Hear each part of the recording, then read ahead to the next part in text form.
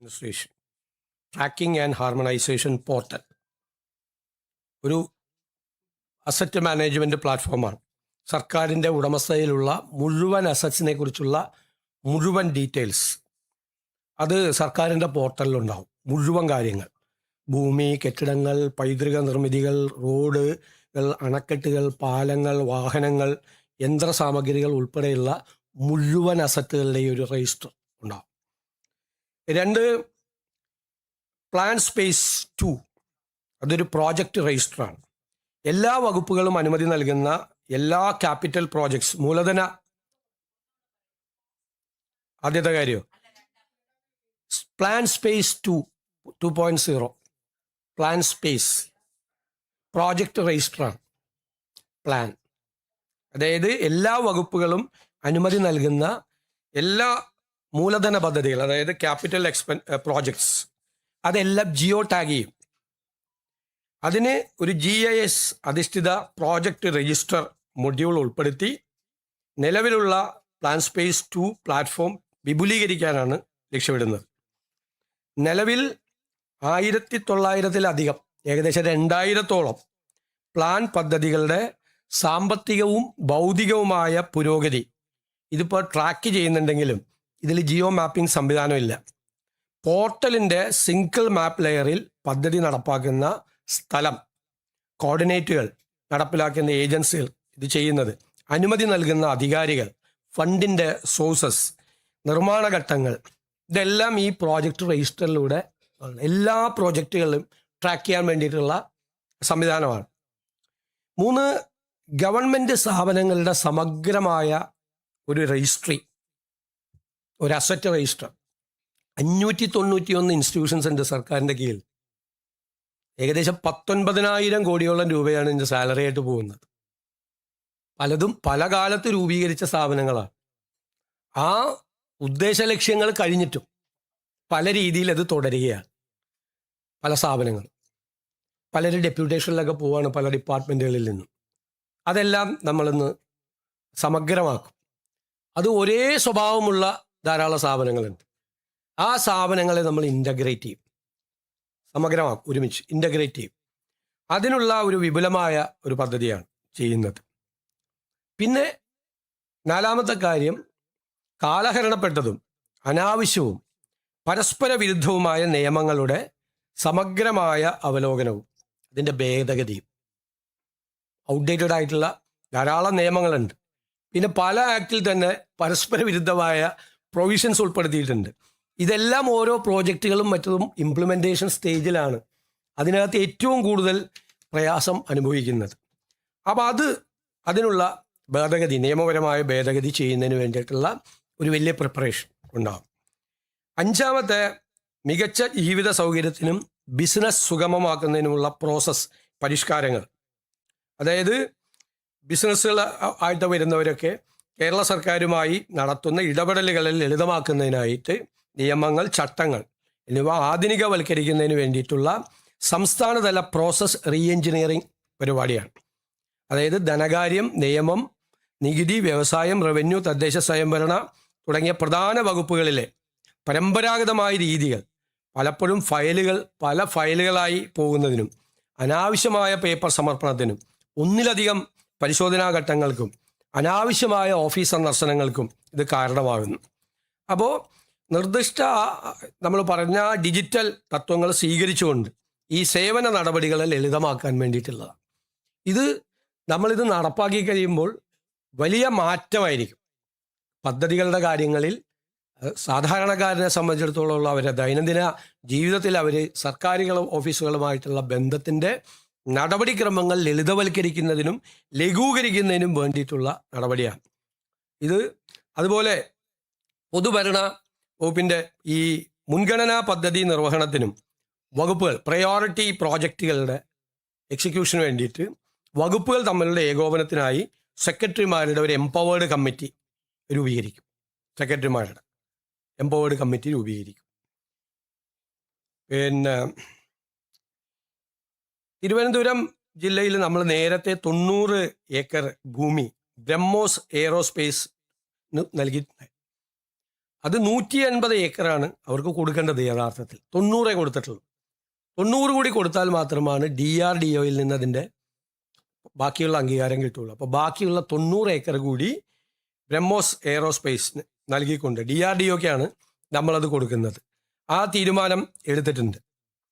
പിന്നെ കെൽട്രോണിൻ്റെ അംഗീകൃത ഓഹരി മൂലധനം നിലവിലുള്ള 35 കോടി രൂപയിൽ നിന്നും 60 കോടി രൂപയായി ഉയർത്താൻ വേണ്ടിയിട്ട് തീരുമാനിച്ചിട്ടുണ്ട്. പിന്നെയുള്ളൊരു പ്രധാനപ്പെട്ട കാര്യം, additional director general of prosecution vigilance ആയി G ശശീന്ദ്രനെ നിയമിച്ചിട്ടുണ്ട്. ഇതാണ് പ്രധാനപ്പെട്ട തീരുമാനങ്ങൾ. അതുപോലെ ലേബർ കോഡ് നടപ്പാക്കുന്നതുമായി ബന്ധപ്പെട്ട് മുഖ്യമന്ത്രി എല്ലാ ട്രേഡ് യൂണിയനുകളുമായി സംസാരിച്ചൊരു തീരുമാനമെടുക്കും. ഡോക്ടർ KK രാമചന്ദ്രനെ Kerala state council for science, technology and എൻവയോൺമെൻറ്റിൻ്റെ എക്സിക്യൂട്ടീവ് വൈസ് പ്രസിഡൻ്റായിട്ട് നിയമിച്ചു. ഇത്ര തീരുമാനങ്ങളാണ് എടുത്തിരിക്കുന്നത്.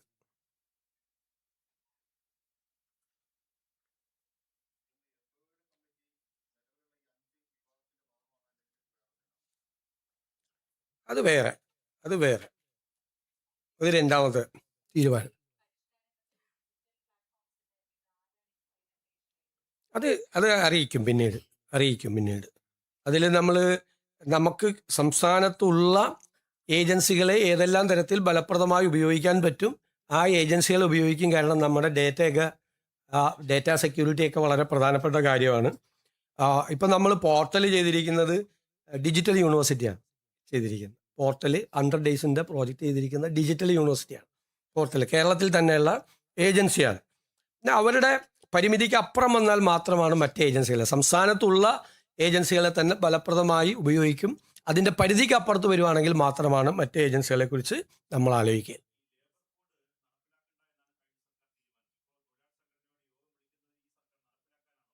അല്ല, ഇതിൻ്റെ അകത്തുള്ളൊരു പ്രശ്നം, ഇന്ത്യയിലെ എല്ലാ സംസ്ഥാനത്തും ഇത് നടപ്പാക്കി കഴിഞ്ഞു. കേരളത്തിൽ ഇത് നടപ്പിലാക്കിയിട്ടില്ല. ഇത് പാർലമെൻറ്റ് പാസ്സാക്കിയ നിയമമാണ്. ഇതിൻ്റെ പ്രശ്നം എന്ന് വെച്ച് കഴിഞ്ഞാൽ ഒരു തൊഴിൽ നിയമവും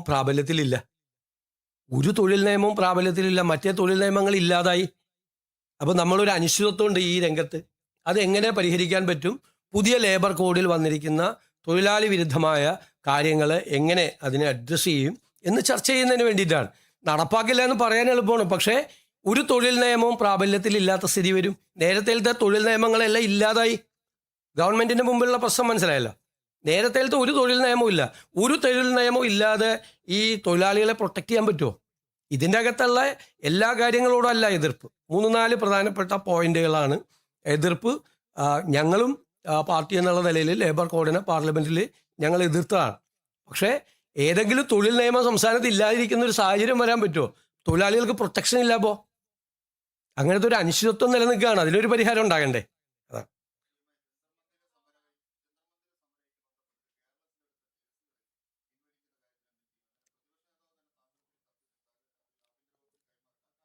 അത് ആഭ്യന്തര വകുപ്പ് പരിശോധിച്ച് വേണ്ട ഉചിതമായ നടപടികൾ സ്വീകരിക്കും.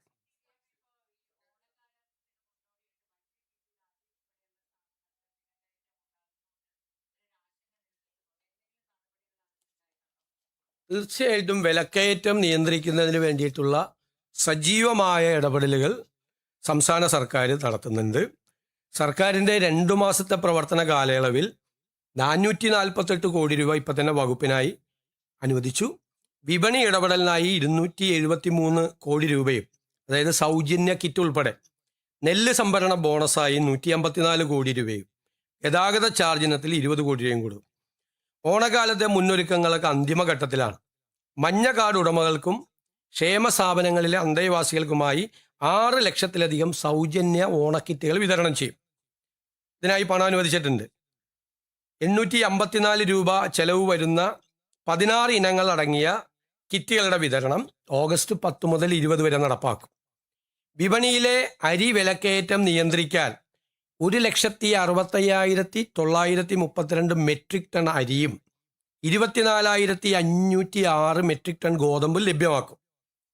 മുൻഗണനേതര വിഭാഗത്തിലെ നീല കാർഡുകാർക്ക് 10 രൂപ 90 പൈസ നിരക്കിൽ 3 കിലോ അരിയും 8 രൂപ 70 പൈസ നിരക്കിൽ 2 കിലോ ഗോതമ്പും സ്പെഷ്യൽ ആനുകൂല്യമായി വിതരണം ചെയ്യും. പിന്നെ വിപണി ഇടപെടലിൻ്റെ ഭാഗമായി തിരുവനന്തപുരം, എറണാകുളം, കോഴിക്കോട് ജില്ലകളിൽ ഓഗസ്റ്റ് 8 മുതൽ 25 വരെ ഓണം മെഗാ ട്രേഡ് ഫെയറുകൾ ഉണ്ടാകും. മറ്റ് 11 ജില്ലകളിൽ ഓഗസ്റ്റ് 16 മുതൽ 25 വരെ ഓണം ജില്ലാ ഫെയറുകളും 126 നിയമസഭാ മണ്ഡലങ്ങളിൽ ഓണം മാർക്കറ്റുകളും സംഘടിപ്പിക്കും. അപ്പോൾ വിപണിയിലെ വിലക്കയറ്റം ഇടപെടാൻ വേണ്ടി ജാഗ്രതയോടുകൂടി സർക്കാർ പ്രവർത്തിക്കുന്നുണ്ട്.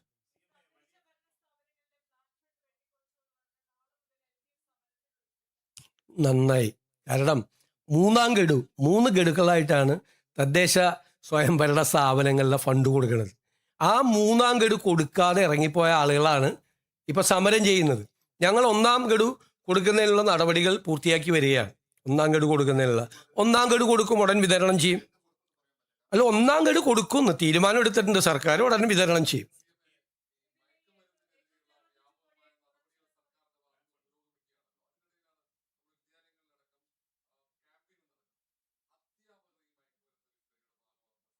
വളരെ ഗൗരവമുള്ള ഇതാണ് കിട്ടിയിരിക്കുന്നത്. 3 അധ്യാപകരെ അറസ്റ്റിലാണ്. വളരെ ഷോക്കിംഗ് ആയിട്ടാണ്. ഒരു ഡോക്ടർ അറസ്റ്റിലാണ്, ഒരു പ്രാക്ടീസിങ് ഡോക്ടർ അറസ്റ്റിലാണ്. കേസാണ്. അറസ്റ്റാണോ നോക്കണം, കേസാണ്.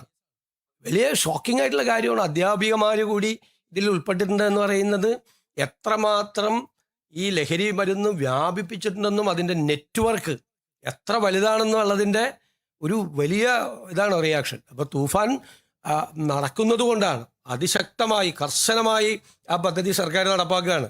വളരെ പ്രയോറിറ്റി പ്രോഗ്രാമാണ് തൂഫാൻ എന്ന് പറഞ്ഞ ഗവൺമെൻറ്റിൻ്റെ.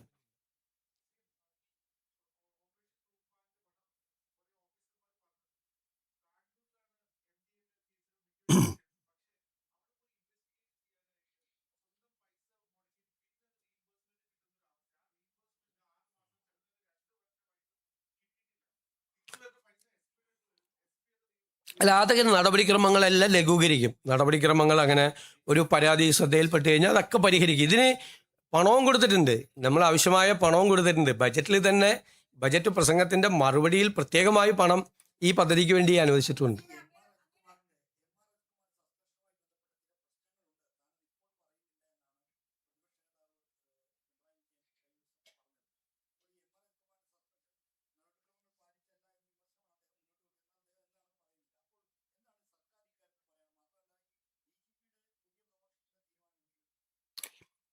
നമ്മൾ ആ കേസൊക്കെ ഒരു ധൃതിയും കൂടാതെ സമചിത്തതയോടുകൂടി ഏകാഗ്രതയോടുകൂടി കാര്യങ്ങൾ മനസ്സിലാക്കി SIT രൂപീകരിച്ച ആദ്യത്തെ മന്ത്രിസഭാ യോഗത്തിൽ ആ SITയുടെ അന്വേഷണത്തിൻ്റെ ആദ്യത്തെ റിപ്പോർട്ട് കിട്ടി. ആദ്യത്തെ റിപ്പോർട്ടിലെ കാര്യങ്ങൾ അനുസരിച്ചുകൊണ്ട് അവരെ ബന്ധപ്പെട്ട ഉദ്യോഗസ്ഥരെ സസ്പെൻഡ് ചെയ്തു. പിന്നീട് 2ാമത്തെ റിപ്പോർട്ട് കിട്ടി. ആ 2ാമത്തെ റിപ്പോർട്ട് DGP പരിശോധിച്ച് ഈ അഡീഷണൽ DGPക്ക് അദ്ദേഹത്തെ കേൾക്കാനുള്ള അവസരം കൊടുത്ത്, മനസ്സിലായില്ലേ, നടപടിക്രമങ്ങൾ പൂർത്തിയാക്കി നടപടിയെടുത്തു. ആഭ്യന്തര മന്ത്രിയെ കണ്ട്, ഞാൻ കണ്ടു, ഫയൽ കണ്ട്, നടപടിയെടുത്തു. എല്ലാ നടപടിക്രമങ്ങളും പൂർത്തിയാക്കിയിട്ട് അതിൻ്റെ ഇടയിൽ കുറേ മാധ്യമങ്ങൾ അദ്ദേഹത്തെ രക്ഷപ്പെടുത്താൻ വേണ്ടി മുഖ്യമന്ത്രി ആഭ്യന്തരമന്ത്രിയും കൂടി ശ്രമിക്കുന്നു എന്നൊക്കെ ഒരുപാട് വാർത്ത കൊടുത്തു. 2 മാസമാണ് ഗവൺമെൻറ് വന്നതിന് ശേഷം ആദ്യത്തെ മന്ത്രിസഭാ യോഗത്തിലെടുത്ത തീരുമാനം 2 മാസം തികഞ്ഞപ്പോഴേക്കും അത് നടപ്പാക്കി. ഇപ്പം മാധ്യമങ്ങൾ പലതരത്തിലുള്ള വാർത്തകൾ കൊടുത്തു. മാധ്യമങ്ങളെ വാർത്ത അനുസരിച്ച് ഒരാളെ പിറ്റേ ദിവസം രാവിലെ സസ്പെൻഡ് ചെയ്യാൻ പറ്റുമോ? അതുകൊണ്ടാണ് CATയിൽ ക്യാറ്റിൽ സെൻട്രൽ അഡ്മിനിസ്ട്രേറ്റീവ് ട്രൈബ്യൂണലിൽ പോയിട്ടൊരു സ്റ്റേ പോലും കിട്ടാതിരുന്നത്. എന്തുകൊണ്ടാണ്?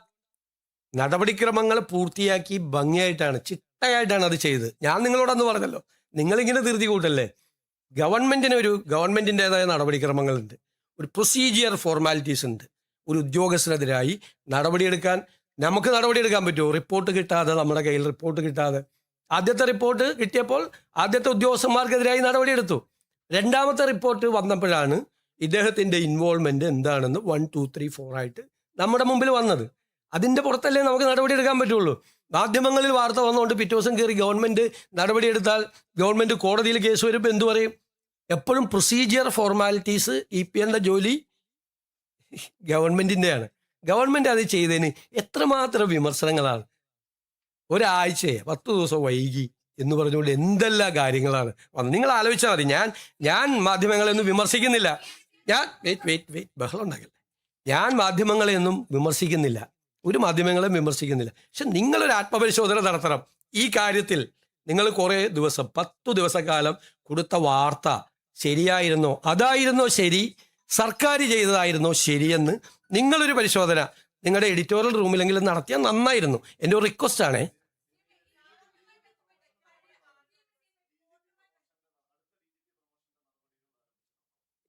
അതൊക്കെ ആസ് യൂഷ്വൽ അതൊക്കെ നടക്കും. നടത്തി കഴിയുമ്പോൾ നിങ്ങൾ അറിയിക്കും.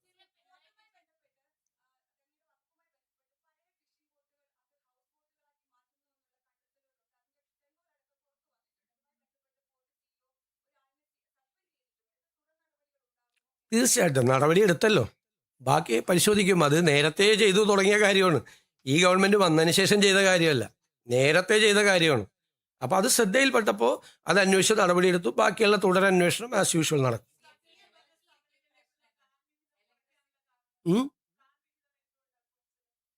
പ്ലാൻ വിഹിതമൊന്നും കുറച്ചിട്ടില്ല, അതൊക്കെ തെറ്റായ കാര്യം. പ്ലാൻ ആദ്യത്തെ ഗഡു കൊടുക്കാൻ പോവല്ലേ. പ്ലാൻ വിഹിതം കുറച്ചതിൻ്റെ കാര്യം അസംബ്ലിയിൽ എത്ര പ്രാവശ്യം പറഞ്ഞാണ്. 35,000 കോടി രൂപയുടെ പ്ലാൻ ഉണ്ടാക്കി വെച്ചിട്ട് അതിൽ 20,000 കോടി ഇല്ല. കേന്ദ്ര സർക്കാരിൽ നിന്ന് കിട്ടിയേക്കും റവന്യൂ ഡെഫിസിറ്റ് ഗ്രാൻഡ് 14,000 കോടി. കേന്ദ്ര സർക്കാർ 16ാം ധനകാര്യ കമ്മീഷൻ 2.8% കേരളത്തിന് തന്നേക്കും. അപ്പോൾ 2.32 കിട്ടിയുള്ളൂ. അപ്പോൾ 5,000 കോടി പോയി. 20,000 കോടി ഇല്ല.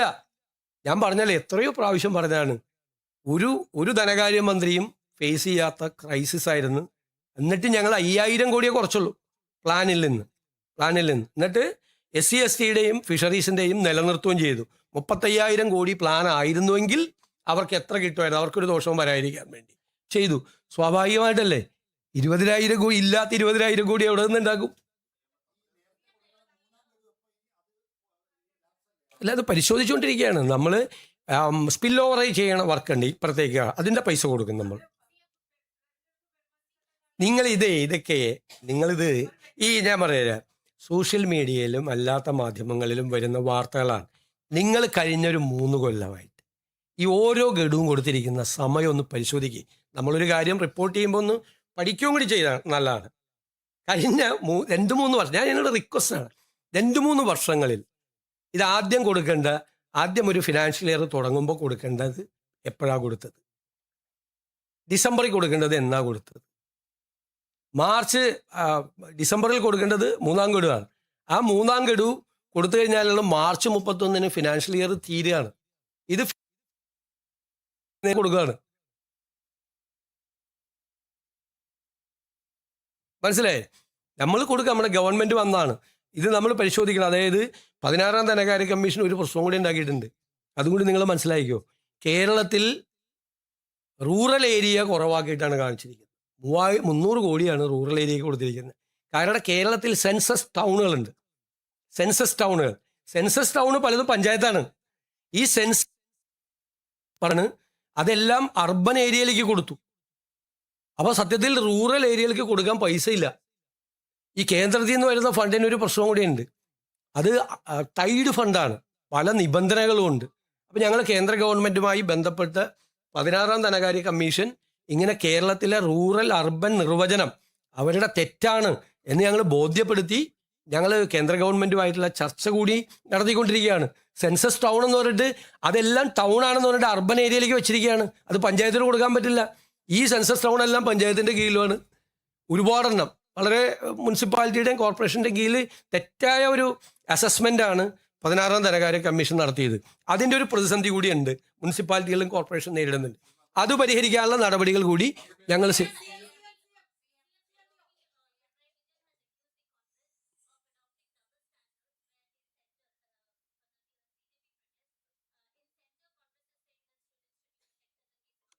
I have already explained.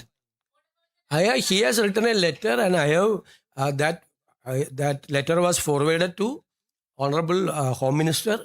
They will take action accordingly.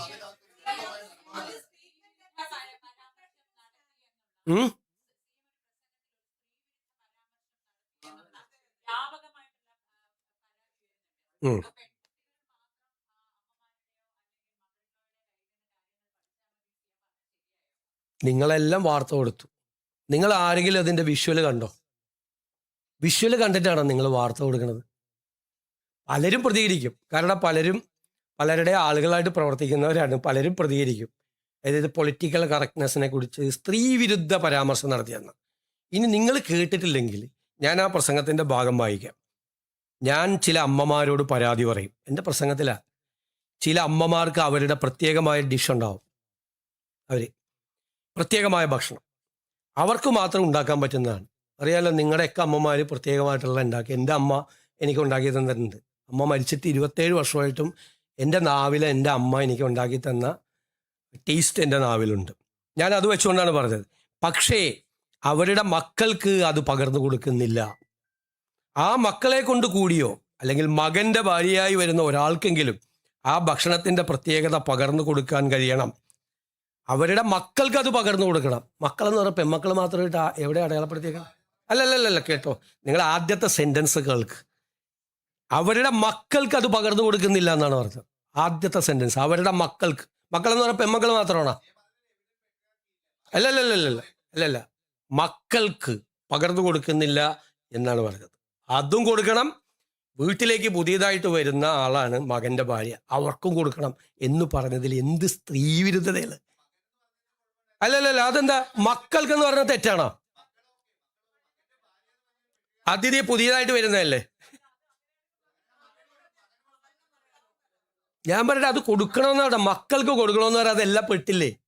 നിങ്ങൾ മൈക്രോസ്കോപ്പ് കുറച്ച് ആളുകൾ മൈക്രോസ്കോപ്പിക് ലെൻസുമായിട്ട് വെച്ചിട്ട് എന്തെങ്കിലും ഉണ്ടാകുന്ന നോക്കണം. മക്കൾക്കത് പകർന്നു കൊടുക്കണം. ഞാനതിൽ ഉറച്ചു നിൽക്കുന്നു. മക്കൾക്കത് പകർന്നു കൊടുക്കണം എന്നാണ്. ഇങ്ങനെയുള്ള കാര്യങ്ങൾ സംസാരിക്കുമ്പോൾ അതിൽ നിന്ന് ഈ കൗശലത്തോടുകൂടി ഈ എന്ത് സ്ത്രീവിരുദ്ധ പരാമർശമാണുള്ളത്?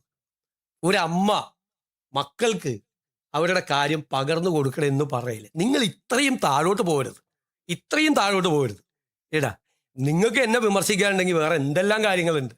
ഇല്ലാത്തൊരു കാര്യം ഊതി വീർപ്പിച്ച് ഞാൻ പറയാ നിങ്ങളുടെയൊക്കെ ക്രെഡിബിലിറ്റി പോകും. വെയിറ്റ് എൻ്റെ ക്രെഡിബിലിറ്റി ഒന്നും പോവില്ല. എൻ്റെ വിശ്വാസ്യതയും എനിക്ക് ഈ നിലപാട്. എന്നിട്ട് പറയാണ് ഞാൻ സ്ത്രീകളെ KSRTC ബസ്സിൽ കയറ്റി 16-ാം നൂറ്റാണ്ടിൽ കൊണ്ട് സ്ത്രീകളെ KSRTC ബസ്സിൽ സൗജന്യം കൊടുത്താണ് കുഴപ്പം. അതെനിക്ക് മനസ്സിലായി. ഞാൻ ഐ ഹാവ് ഓൾറെഡി ആൻസേർഡ്. ഇനി വേറെ എനി മോർ ക്വസ്റ്റ്യൻ?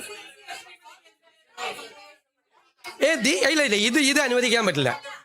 അല്ലല്ല, ഞാൻ വന്നിരുന്ന് ഇങ്ങനെ സംസാരിക്കുമ്പോൾ നിങ്ങൾ എല്ലാവരും കൂടി ബഹളം ഉണ്ടാക്കുന്നത് ശരിയല്ല.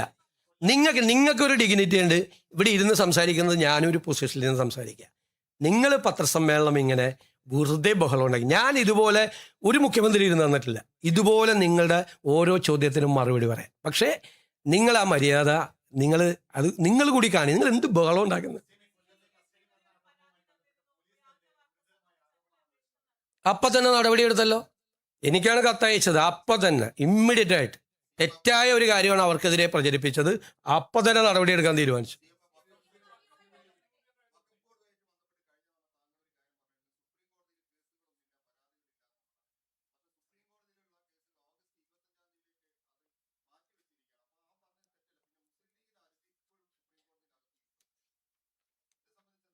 നിങ്ങൾ പറഞ്ഞത് 2 പ്രധാനപ്പെട്ട കാര്യങ്ങൾ ഞാൻ പറഞ്ഞു. ഒന്ന്, എന്താ പ്രചരിപ്പിച്ചത് പ്രതിപക്ഷ നേതാവ്? ഈ അമുസ്ലിം അംഗങ്ങളെ നിയമിക്കാൻ വേണ്ടി സർക്കാർ ഹൈക്കോടതിയിൽ പറഞ്ഞു. സർക്കാർ എന്താ ഹൈക്കോടതിയിൽ പറഞ്ഞത്? ഇപ്പൊ വന്ന കേസ് തള്ളിക്കളയണമെന്നാണ് പറഞ്ഞത്. ആണല്ലോ. അതിന്റെ അർത്ഥം എന്താ? ഇപ്പോൾ ഉള്ള 4 കേസുകൾ തള്ളിക്കളയണം ഹൈക്കോടതിയിൽ. വഖഫ് ബോർഡ്, അദ്ദേഹം മുഖ്യമന്ത്രിയായിരുന്ന സമയത്ത് നിയമിച്ച വഖഫ് ബോർഡ് നേരെ സുപ്രീം കോടതിയിൽ പോയി. എന്നിട്ട് അവരെ പ്രവർത്തനം ഫ്രീസ് ചെയ്തു ഹൈക്കോടതി. എന്നിട്ട് പറഞ്ഞു സംസ്ഥാന സർക്കാർ കേസ് തള്ളിക്കളയണമെന്ന് ആവശ്യപ്പെട്ടിട്ടും ഹൈക്കോടതി അത് തള്ളിക്കളയാതെ അവരുടെ പ്രവർത്തനം മന്ദീഭവിപ്പിച്ചു എന്ന പ്ലീസ് നോ പറഞ്ഞു, കൃത്യമായിട്ട് പറഞ്ഞു. അപ്പോൾ സംസ്ഥാന സർക്കാർ ഈ കേസ് തള്ളിക്കളയണം എന്ന് ഹൈക്കോടതിയിൽ പറഞ്ഞു വന്ന പിന്നെ എന്താ അതിൻ്റെ അകത്ത് വിവാദം? രണ്ടാമത്തെ കാര്യം ഈ വഖഫ് ബോർഡ്, LDF സർക്കാർ വെച്ച വഖഫ് ബോർഡ് അവിടെ പറഞ്ഞെന്താണെന്നറിയോ? ഞങ്ങൾ ചെയ്തോളാം. ഈ 2 പേരെ കൂടി വെച്ചുകൊണ്ട്, അമുസ്ലിങ്ങളായ ആളുകളെ കൂടി വെച്ചുകൊണ്ട് ഞങ്ങൾ ഇത് പുനഃസംഘടിപ്പിച്ചു കൊള്ളാം. മൂന്നാമത് പറഞ്ഞൊരു കാര്യം അറിയാമോ? ഇത് പുതിയ സർക്കാർ അത് ചെയ്യാത്തത്, അത് പുതിയ സർക്കാർ വന്നതുകൊണ്ടാണ് അത് ചെയ്യാത്തത്, ഈ രണ്ട് മുസ്ലിങ്ങളെ വെക്കാത്തത് എന്നാണ് വഖഫ് ബോർഡ് പറഞ്ഞത്. അതിൻ്റെ കംപ്ലീറ്റ് ഡീറ്റെയിൽസ് ഉണ്ട്. ഇനി ഇത് കൂടി കേട്ടോ. കഴിഞ്ഞ വഖഫ് ബോർഡിൻ്റെ കാലാവധി കഴിഞ്ഞതെന്നാ 14/12/2024 ഡിസംബർ 24 കഴിഞ്ഞു. സാധാരണഗതിയിൽ കാലാവധി കഴിയും മുമ്പ് തന്നെ അത് പുനഃസംഘടന നടപടി തുടങ്ങും. 4 മാസത്തിനകം ബോർഡ് വരുമെന്ന് 29/11/24 സർക്കാർ ഹൈക്കോടതിയെ അറിയിച്ചിരുന്നു. 24 വർഷത്തിൽ പുതിയ ബോർഡ് അന്ന് രൂപീകരിച്ചിരുന്നെങ്കിൽ അതിൻ്റെ കാലാവധി കഴിയുമ്പോൾ അത് നിലനിൽക്കുമായിരുന്നു. സർക്കാർ ചെയ്തതെന്താ, ഈ പുതിയ ഭേദഗതി, വഖഫിലെ ഭേദഗതി വരുന്നത് വരെ കാത്തിരുന്നു.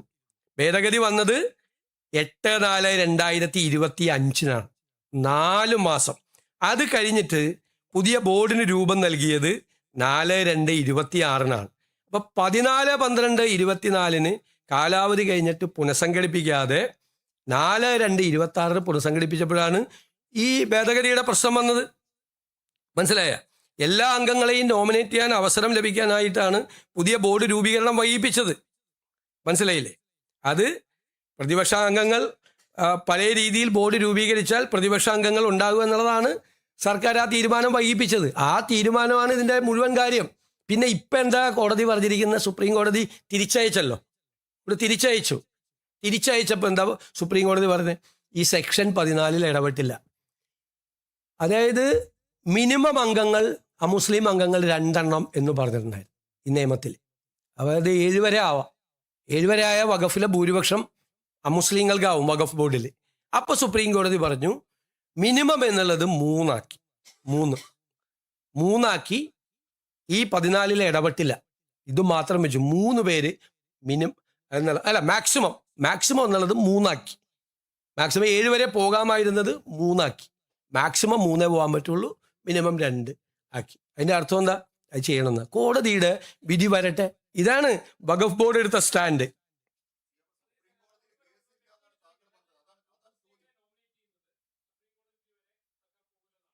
ഞാൻ പറഞ്ഞല്ലോ, കോടതിയുടെ വിധി പുറത്തു വരട്ടെ. കോടതി എന്താണ് സർക്കാരിനോട് ആവശ്യപ്പെടുന്നത്, കോടതി ചർച്ച ചെയ്യല്ലേ, ഈ വിഷയം ചർച്ച ചെയ്യല്ലേ. കോടതിയുടെ വിധി വരട്ടെ, നമുക്കെന്താ ധൃതി? നിങ്ങളെ ഡേറ്റ് നോക്കിക്കോ.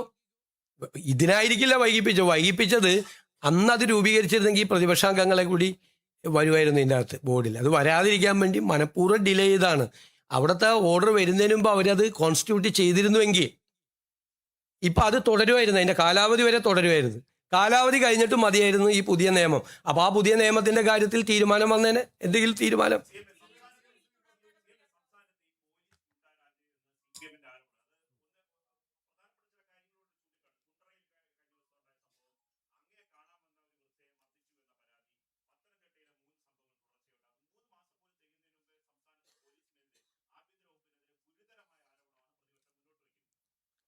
പ്രതിപക്ഷം അങ്ങനെ പറയട്ടെ.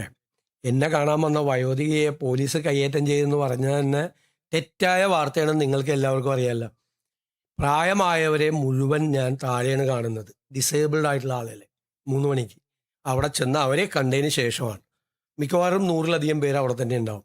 അവരെ കണ്ടതിന് ശേഷമാണ് ഞാൻ മുകളിൽ വന്ന്, ചിലപ്പോൾ പ്രായമായവരല്ലാതെയും ചിലപ്പോൾ കയറി വരും, പ്രായമായവരും ഉണ്ടാവും. ഞാൻ അവരെ ഇവിടെ നിർത്തണ്ടെന്ന് വിചാരിച്ചിട്ടാണ് അവർക്ക് അവിടെ ഇരിക്കാനുള്ള സൗകര്യം. കാരണം ഡിസേബിൾഡ് ആയിട്ടുള്ള ആളുകളൊക്കെ വന്ന് ഈ വരാന്തയിൽ നിൽക്കുമ്പോഴുള്ള വിഷമം കൊണ്ടാണ് താഴെ അത് ഓപ്പൺ ചെയ്ത് ഡിസേബിൾഡ് ആയിട്ടുള്ള ആളുകൾക്കും പ്രായമായ ആളുകൾക്കും ഇരിക്കാൻ സൗകര്യം കൊടുത്തത്. ഈ വയോധിക വീണ്ടും വന്ന് ബഹളം ഉണ്ടാക്കി. അവർക്ക് ഒരു കേസ് കൊടുത്തിട്ടുണ്ടായിരുന്നു. ആ കേസ് കോടതിയിലാണ്. എന്നെ വന്ന് കണ്ടിരുന്നു, നമുക്ക് ചെയ്യാൻ പരിമിതികളുണ്ട്, കേസ് കോടതിയിലാണ് ആൾക്ക്. അവർ താഴെ വന്ന് ഭയങ്കരമായി ബഹളം ഉണ്ടാക്കിയപ്പോൾ അവരെ പോകാൻ നിർബന്ധിച്ചിട്ട് അവർ പോയില്ല. അന്ന് അവരെ പോലീസ് കൊണ്ടുപോയി, ഇവരെ മകളെ വിളിച്ചു. അപ്പോൾ മകൾ വന്നില്ല കൊണ്ടുപോകാൻ. എന്നിട്ട് പോലീസ് ജീപ്പിൽ കയറില്ല എന്ന് പറഞ്ഞിട്ട് ഒരു ഓട്ടോറിക്ഷയിൽ കയറ്റി റെയിൽവേ സ്റ്റേഷനിൽ കൊണ്ടുപോയി ടിക്കറ്റ് എടുത്തിട്ട് അവരെ യാത്രയാക്കിയത്. ഇതാണ് സംഭവം. തെറ്റായ വാർത്തയാണ്.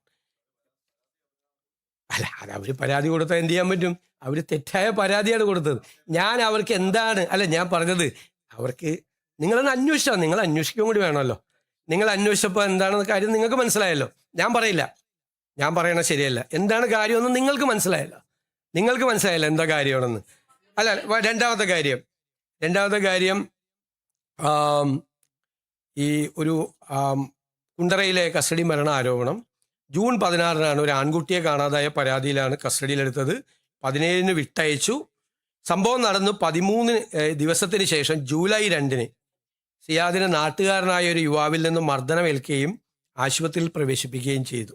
കുണ്ടറയിലെ കേസ് 13 ദിവസത്തിന് ശേഷം പോലീസ് വിട്ടയച്ച് 13 ദിവസത്തിന് ശേഷം ഒരാൾ മർദ്ദിച്ചു. ജൂലൈ 25 അതായത് ആളെ വിട്ടയച്ചത് 17-ാം തീയതിയാണ്, ജൂൺ 17-ാം തീയതി. ഒരു മാസവും കഴിഞ്ഞ് ജൂലൈ 25-ാം തീയതി തിരുവനന്തപുരം മെഡിക്കൽ കോളേജ് ആശുപത്രിയിൽ വെച്ച് ചികിത്സയിരിക്കെ മരിച്ചു. പോസ്റ്റ്മോർട്ടം മെഡിക്കൽ റിപ്പോർട്ട് സിയാദിൻ്റെ മരണം ഹെപ്പറ്റൈറ്റിസ് രോഗബാധ മൂലമാണെന്ന് പോസ്റ്റ്മോർട്ടം റിപ്പോർട്ടിൽ പറഞ്ഞിട്ടുണ്ട്. സംഭവത്തിൽ ആഭ്യന്തര മന്ത്രാലയം DGPയോട് റിപ്പോർട്ട് തേടിയിട്ടുണ്ട്. പിതാവിൻ്റെ സഹോദരൻ നൽകിയ മൊഴിയുടെയും ജൂലൈ 2 സംഭവങ്ങളുടെയും അടിസ്ഥാനത്തിൽ ജില്ലാ ക്രൈംബ്രാഞ്ച് വിശദമായ അന്വേഷണം നടത്തും. റിപ്പോർട്ട് വന്ന ശേഷം തുടർ നടപടികൾ സ്വീകരിക്കും.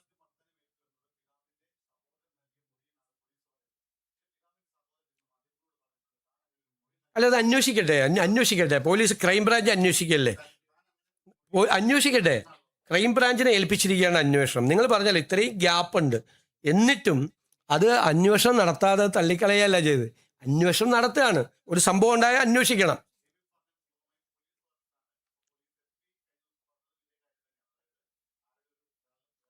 അല്ല, ഇത് പറഞ്ഞാണ് ഇതിൻ്റെ ബാക്ക്ഗ്രൗണ്ട് പറഞ്ഞിട്ടും ഗവൺമെൻറ് എന്താ തീരുമാനം എടുത്തേക്കണത്? സർക്കാർ തീരുമാനം എടുത്തേക്കണം. ഞാൻ മൊഴിയുടെ കാര്യം പറയാം. സർക്കാർ എടുത്തേക്കണ തീരുമാനം എല്ലാ അടിസ്ഥാനത്തിലും ജില്ലാ ക്രൈംബ്രാഞ്ച് വിശദമായ അന്വേഷണം നടത്തും. ആ റിപ്പോർട്ട് വന്നാൽ ആ റിപ്പോർട്ടിൻ്റെ അടിസ്ഥാനത്തിൽ സർക്കാർ തീരുമാനമെടുക്കും.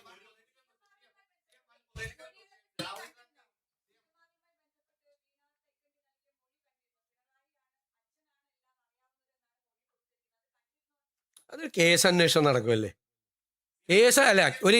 നിങ്ങൾ ചോദിക്കാത്തൊരു ചോദ്യമുണ്ട്. CPMൻ്റെ കേന്ദ്ര കമ്മിറ്റി ആ റിപ്പോർട്ടിൽ പാർട്ടി അതിൻ്റെ മതേതര നിലപാട് കളഞ്ഞു കുളിച്ചു എന്നാണ് റിപ്പോർട്ട്. അപ്പം ഞങ്ങളുടെ ആരോപണം, പ്രതിപക്ഷം അന്നായിരുന്നപ്പോൾ ഞങ്ങൾ അന്നത്തെ സർക്കാരിനെതിരായിട്ടുള്ള ഞങ്ങളുടെ ആരോപണം CPM കേന്ദ്ര കമ്മിറ്റി അടിവരയിട്ട് ശരിവെച്ചിരിക്കുന്നു. എന്താ ചെയ്തത്? ഞാൻ വിമർശിച്ചാണ് മുഖ്യമന്ത്രി UP മുഖ്യമന്ത്രി യോഗി ആദിത്യനാഥിൻ്റെ കത്ത് ആഗോള അയ്യപ്പ സംഗമത്തിന് വായിക്കുകയാണ്. ആരെ സന്തോഷിപ്പിക്കാൻ വേണ്ടിയാണ് ചെയ്തത്? എന്ത് പ്രസക്തിയാണ് UP മുഖ്യമന്ത്രിയുടെ കത്ത് ആഗോള അയ്യപ്പ സംഗമത്തിന് ശബരിമലയിൽ വായിക്കാൻ? എന്താ റെലവൻസ്? തമിഴ്നാട്ടിലും കർണാടകത്തിലും തെലങ്കാനയിൽ നിന്നൊക്കെ ഇവിടെ ആളുകൾ വരുന്നത്. UP മുഖ്യമന്ത്രി ആദിത്യനാഥിൻ്റെ കത്ത് വായിച്ച് ആരെ സന്തോഷിപ്പിക്കാൻ വേണ്ടിയാണ്? പക്ഷെ പിണറായി വിജയൻ മറുപടി പറയണം. കേന്ദ്ര കമ്മിറ്റി പറഞ്ഞിരിക്കുകയാണ് മതേതര നിലപാട് കളഞ്ഞു വിളിച്ചു. CPMന് തിരിച്ചറിവുണ്ടാവും, വർഷങ്ങൾ ഇനിയും ഒരുപാട് കാര്യങ്ങൾ മനസ്സിലായില്ലേ. അതുപോലെ സഹകരണ ബാങ്ക് കൊള്ള, പെൻഷൻ കുടിശ്ശിക, നികുതി വർധന, കർഷക തൊഴിലാളി പെൻഷൻ കുടിശ്ശിക തുടങ്ങിയ നിരവധി വിഷയങ്ങൾ ഭരണവിരുദ്ധ വികാരമുണ്ടാക്കാൻ ഇടയായി എന്നാണ് കേന്ദ്ര കമ്മിറ്റിയുടെ റിപ്പോർട്ട്. മനസ്സിലായ? ഭരണവിരുദ്ധ വികാരം ഇല്ലായിരുന്നു എന്ന ഇവരുടെ എല്ലാം നിലപാട് കേന്ദ്ര കമ്മിറ്റി പൂർണ്ണമായി തള്ളി.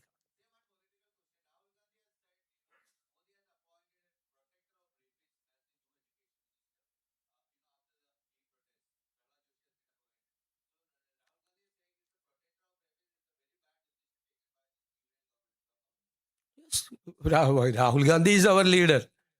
We are supporting the statements made by Rahul ji.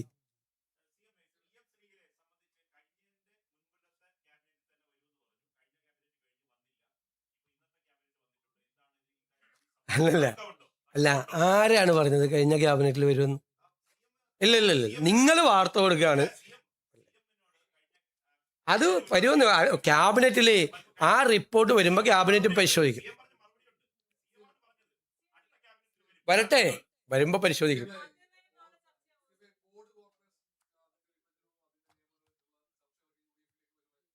അത് തീരുമാനം എടുത്തു കഴിയുമ്പോൾ നിങ്ങളെ അറിയിക്കും.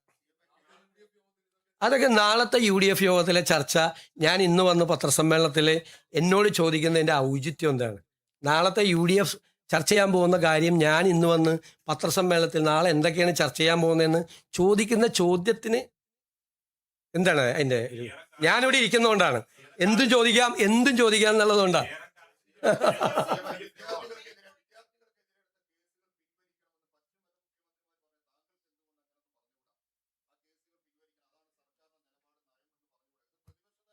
ഒരു ചോദ്യം 3 പ്രാവശ്യം ചോദിക്കണ്ട.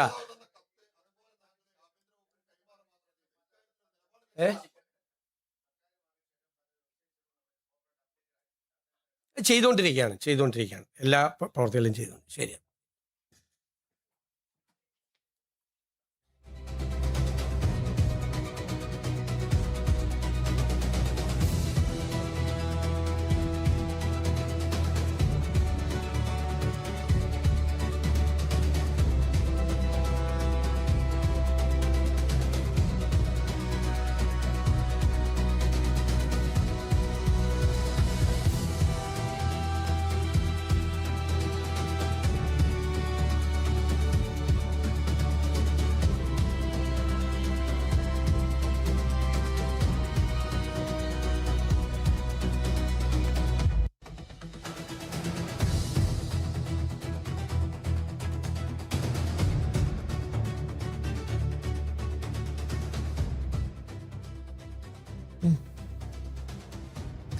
മുഖ്യമന്ത്രി വി ഡി സതീശൻ സംസാരിക്കുകയായിരുന്നു. മന്ത്രിസഭാ തീരുമാനങ്ങൾ വിശദീകരിക്കുകയായിരുന്നു മുഖ്യമന്ത്രി.